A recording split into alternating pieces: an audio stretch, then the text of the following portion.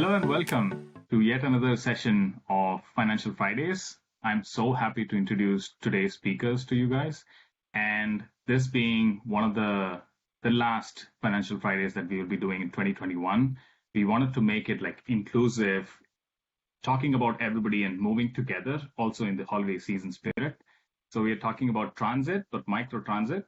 I'm so happy to introduce the panel of speakers that we have here. We have Carol, Jefferson, and Christopher with us. I will allow maybe a minute of time for each of them to introduce themselves, and then we'll kick it off with some questions here. Maybe Carol, you kick us off here. Thanks so much for the introduction, and thanks for setting up this really exciting discussion. So I'm Carol Schweiger, president of Schweiger Consulting, and I've got about 42 years of experience working with a wide variety of public transport agencies that are now getting involved in mobility on demand and demand responsive service, which they may have done in the past, but done a little bit differently. So I will leave it as simple as that, and I'm looking forward to the discussion. Thanks. Well, I am Jefferson Arrivabene. I am from Brazil. I work with public transport for about 20 years, and I went from a wide range of products and service. I've never been into the public agencies myself, but now I have a company called Optai in Brazil that is representing a Liftango, that is one of the on-demand providers in the world. And also I am the agent for Gyro in Brazil that does the planning and scheduling of fixed route transport systems. Okay, so that's basically what I'm doing nowadays. Nice to be on the panel. My name is Christopher, one of the co-founders and the CEO of a company called Spare. I think the best way to describe Spare is that it's a enterprise software as a service platform that we really like to describe as a mobility operating system. So we make it possible for people, really anyone, to set up and run very complex transportation systems, both on passenger transportation and also on goods delivery. So one of the things that we've done a lot of is definitely in the scope of demand responsive transit and microtransit. I mean, it has a lot of different names, and on-demand bus in Japan. So we've done a lot of those across a couple of different continents. We're based here in Vancouver, Canada. But yeah, so I'm very much focused on my day-to-day role at Spare is very much focused on the go-to-market side. So really facilitating those discussions and being able to help us bring on great new partners. So super excited to be here. Thank you so much. Being local, we have been chatting with Spare all along as MoveMe, and yeah, as the partners, we also follow how Spare has grown in the past few years. So that's been quite interesting how you've added multiple use cases to your kitty there. So, and I'm sure we'll be talking about those in the coming questions. So thank you all again, Carol, Jeff, and Chris, to join us here in this Financial Friday session. Demand responsive transit has been quite the go-to for the transportation authorities, especially since 2020, when it became very critical to extend transit services to these underserved or even make it flexible to certain riders. And then it has taken a lot of like innovative steps to make sure that it has like a rural transit kind of a application. It has a use case towards extending, say, rapid rails or even the frequent bus service. And it has even taken up shapes like in different forms, right? So it has been like shuttle buses, it has been vans, it has been different ways, as long as it's something which ties into transit or the whole mobility ecosystem in that city or in that community, I think on-demand has played a very important role in the past few years across the world. And one of the main factors for this feasibility is for the feasibility of on-demand transit is the huge investment that has to go through with transit if they had to extend services to all these places. So that's one of the main things that I wanted to, keep like a theme around this session today, trying to see how on-demand has made it feasible for cities, for transit authorities, everybody to extend and truly be inclusive and equitable in terms of how they offer their services.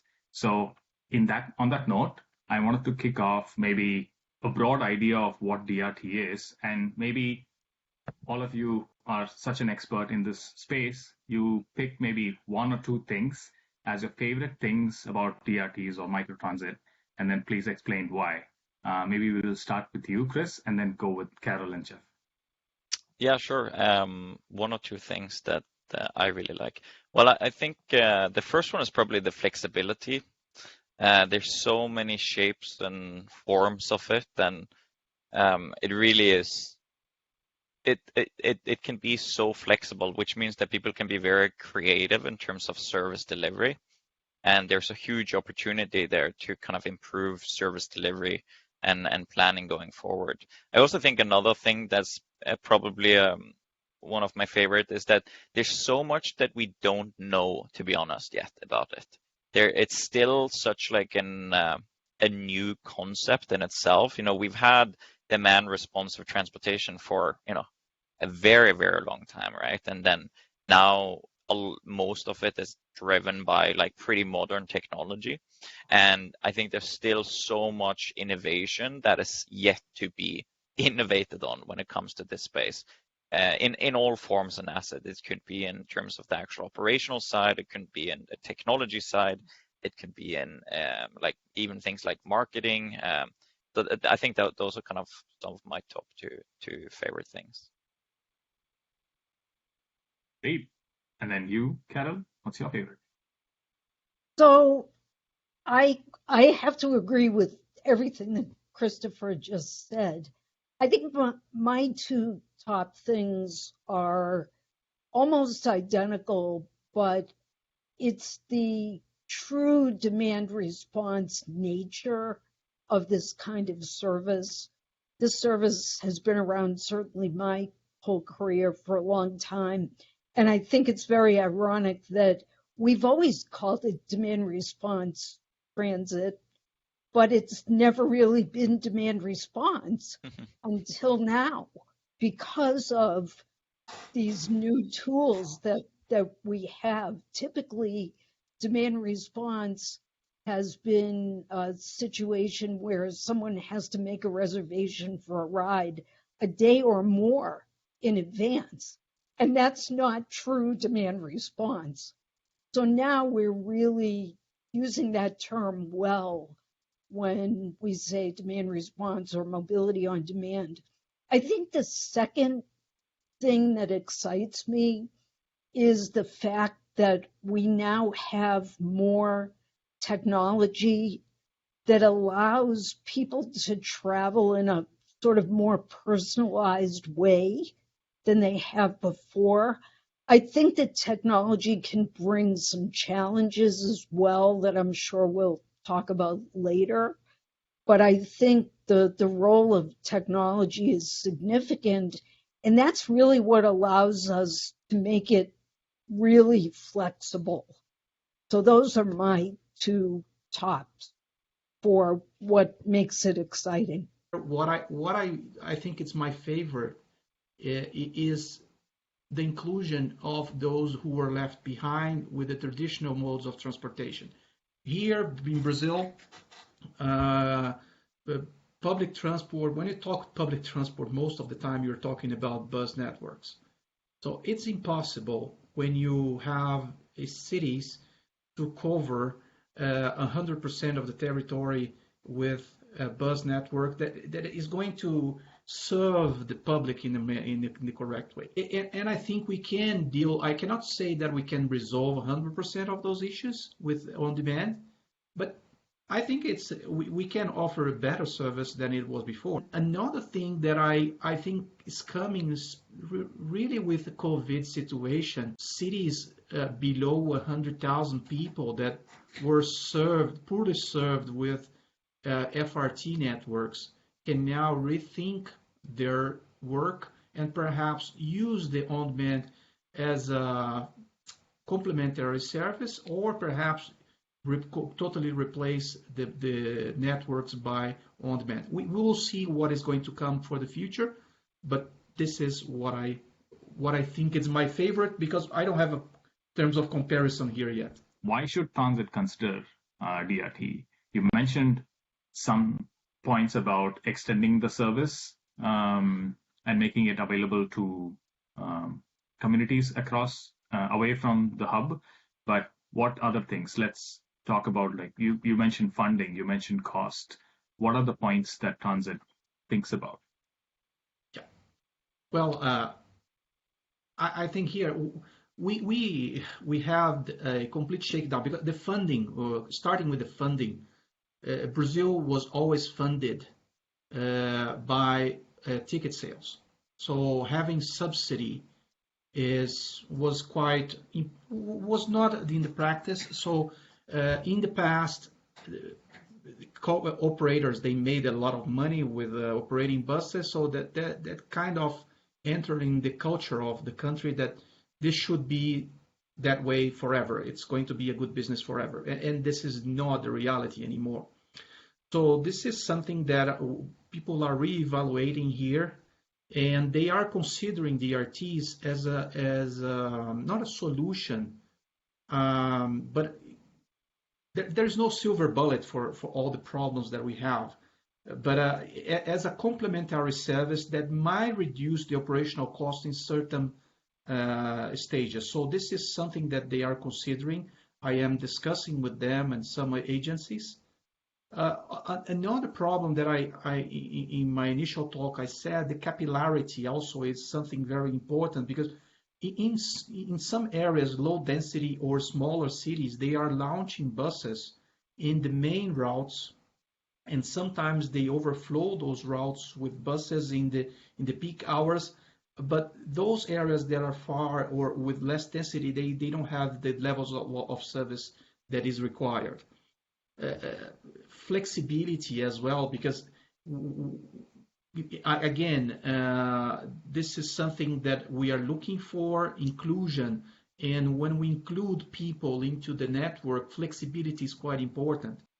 Another thing that I also mentioned, the introduction of ride hailing brought to the passenger a new expectation. They want more. They don't just want this. They want to have the control. They want to see. They want to have the control of when I want, where I want to go. Okay, so this is something that is being considered. Another important issue in what they should consider is a walking distance inclusion of people that are not disabled. We did, I think, in Brazil some.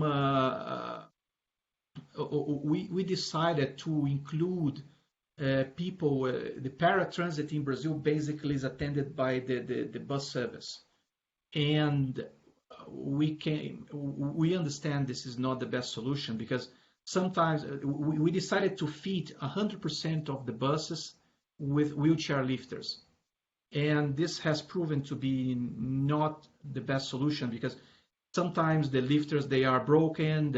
We have some street networks that are not leveled enough for the wheelchair to enter the bus. So this also is an opportunity, and why they are considering DRTs in this market.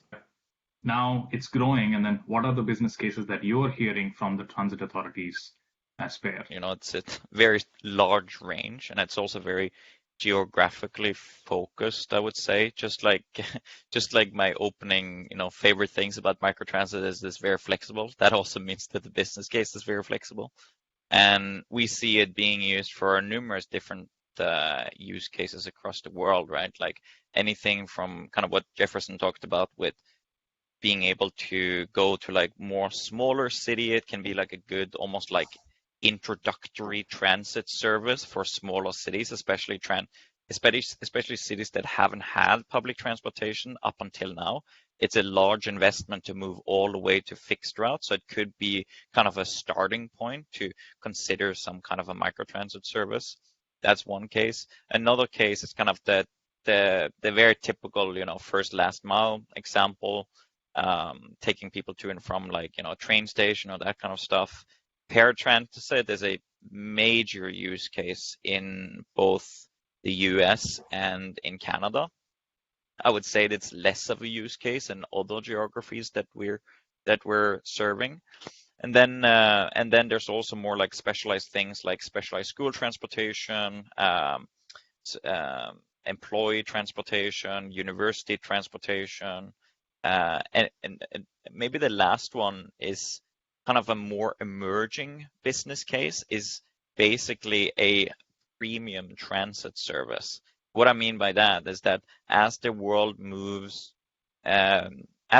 is intending to move people to a state where people don't own their own vehicles, there's an emergent movement of transit agencies and cities across the world that are actually evaluating putting different types of services in place, right? Similar to how an airline may have like economy and business class.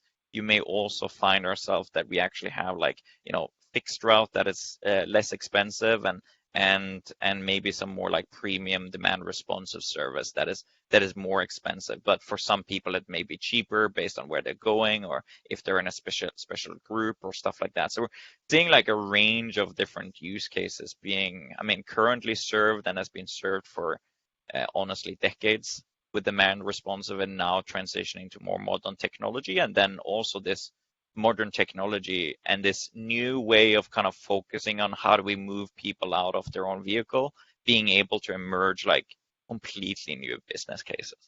Which of the models have proven and stood the test of time, so to speak, in North America?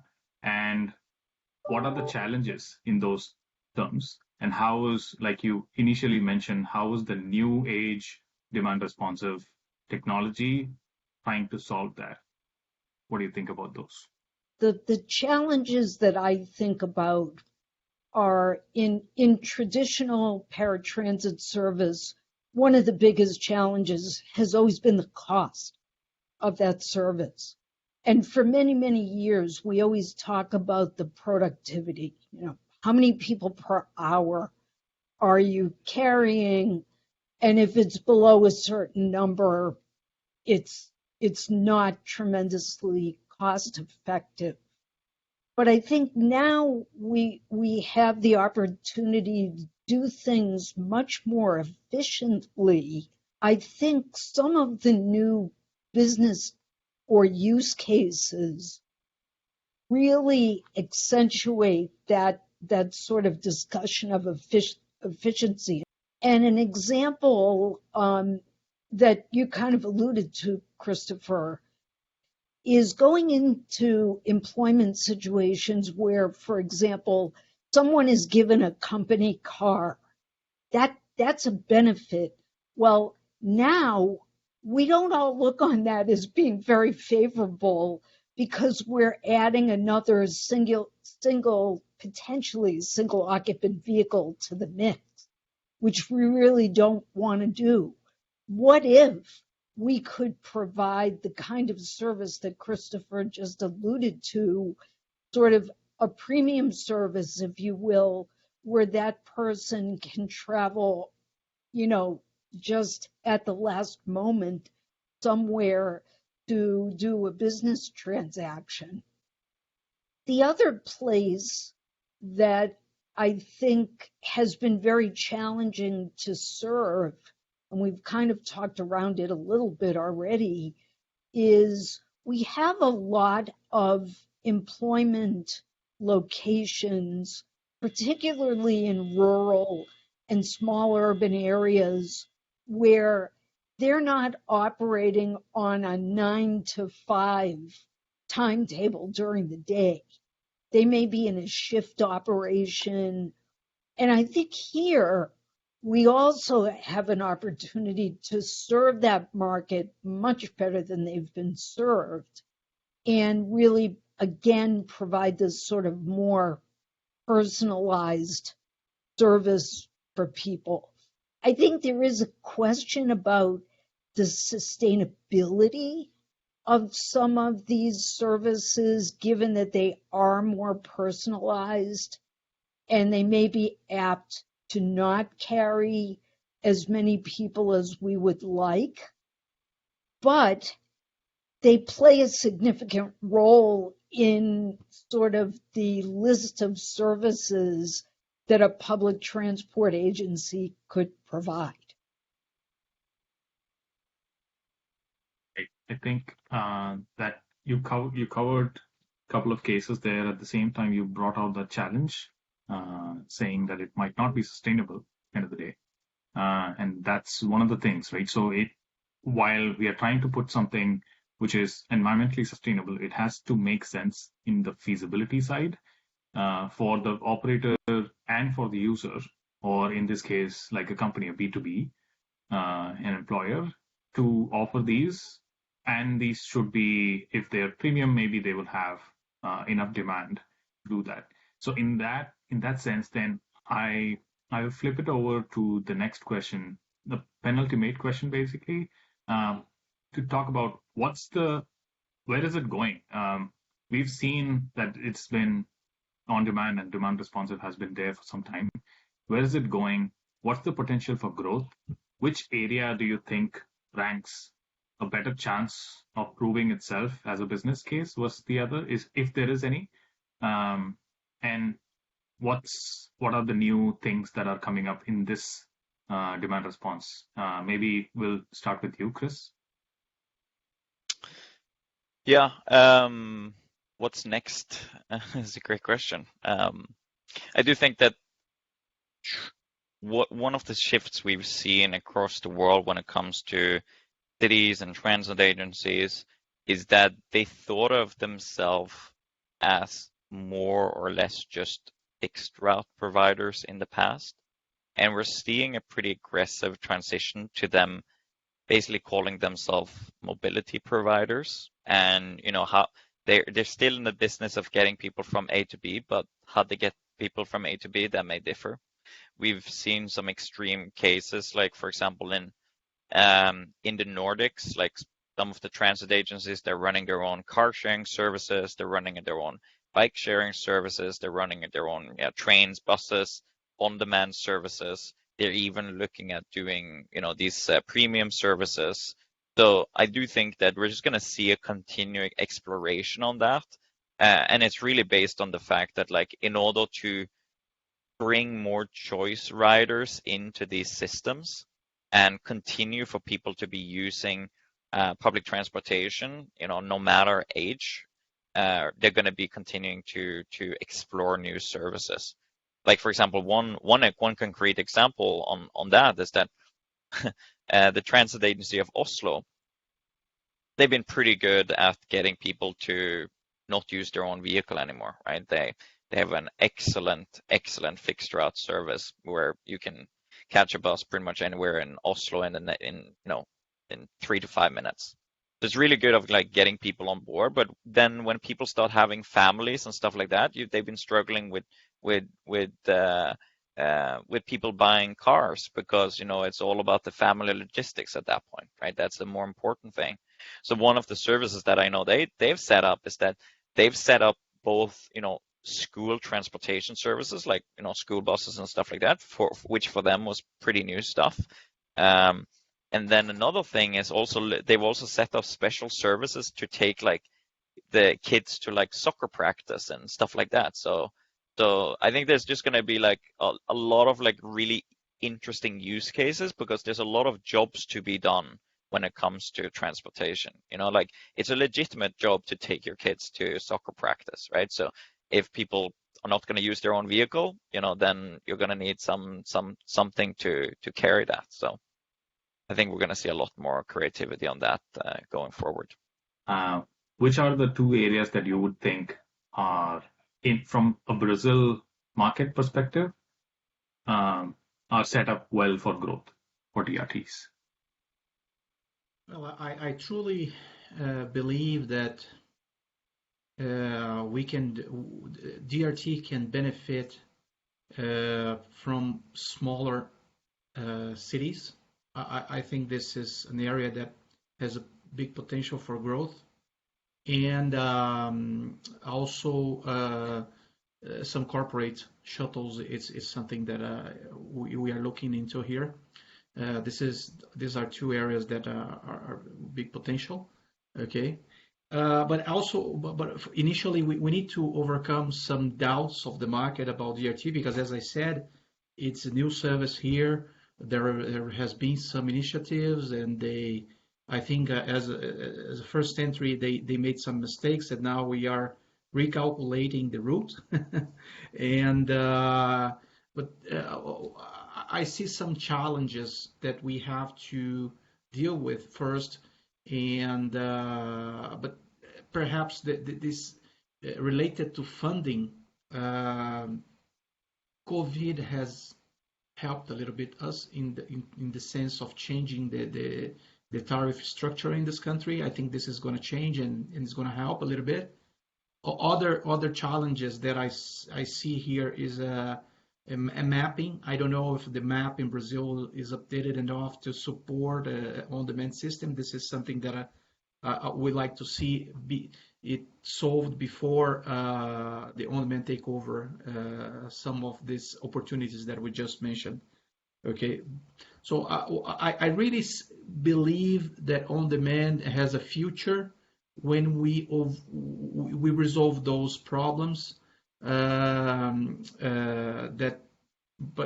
I understand that this is a path that is being designed at this moment, and I think that this has no return. Okay, as I said, my bet here is for low demand and for low density areas, with smaller cities slowly replacing their traditional fixed route transit system to a more on-demand or a hybrid system. That's where I believe it's going to enter more.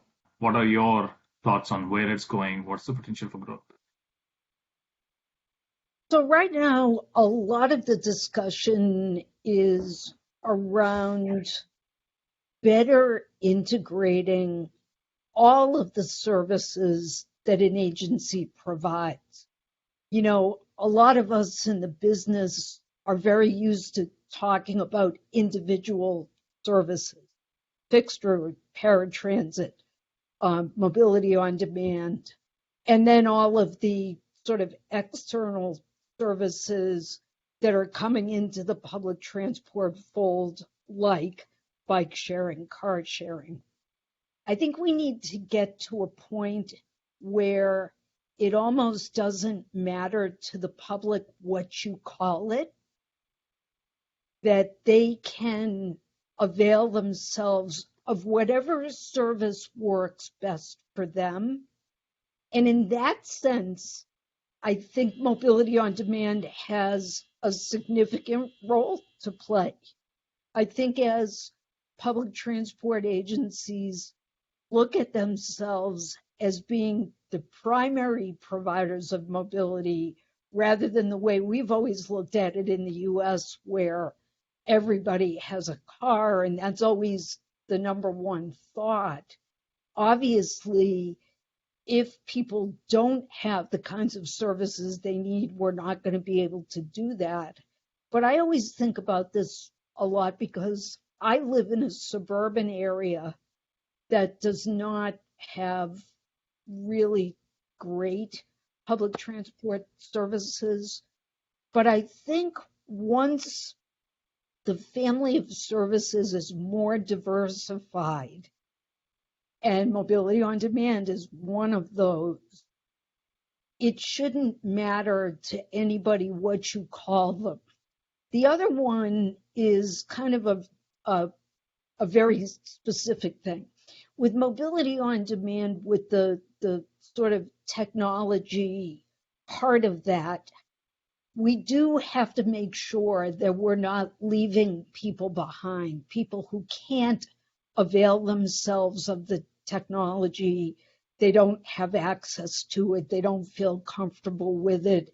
If we're serving people with disabilities or elderly, I think we just have to make sure that we can still provide the mobility on demand services, but we make it equally available to everyone, even if they don't have that access to technology. So I think we're getting smarter about how to do that as well, because mobility on demand really is based on new technology.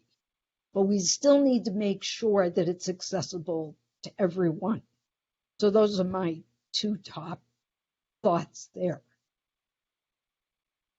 I think that's a great tie-in to the equity piece. I think, yes, going forward, whatever the potential for growth, there is technology with like, superimposes itself and make sure that everything is convenient, but at the same time, we have to make sure that everybody is able to get on the platform. So yeah, this was great. Since we are at the end of our webinar here, there is so much to solve, so much to learn about DRTs. I would like to have maybe a minute from each of you to take closing remarks in terms of DRT. What do you think? How about this business model? Maybe we start with you, Carol, and then Chris, and then Jeff. So my closing is that this kind of service provides the opportunity for public transport to be much more flexible. I think all of us have said that to some degree during the time we've been chatting about this.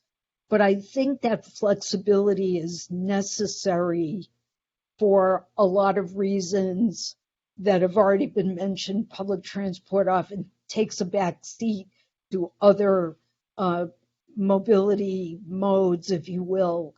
But this gives us the opportunity to be so much more flexible and to be able to meet the needs of more people rather than less people. That's where I think everything is going. I think it just really, if we want to be serious about moving people out from personally owned vehicles, like it's not everywhere that fixed route and every job to be done that fixed route is going to be a thing.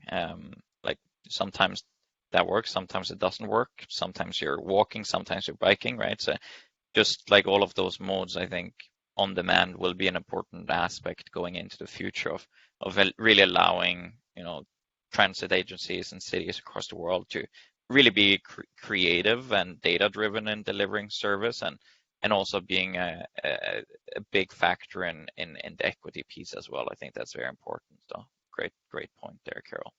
On demand as a new thing in Brazil could bring more opportunities to the transit agencies to think about the quality of the services that has been provided in this country and evaluate what is best for the passenger. I would like it that it could bring the passenger to the core of the discussion, okay? Because in the past, the passenger was a part, but it was not the main part of the discussion. And I would like it to become the core of the discussion, and I hope that on demand can help this to bring the passenger to this position.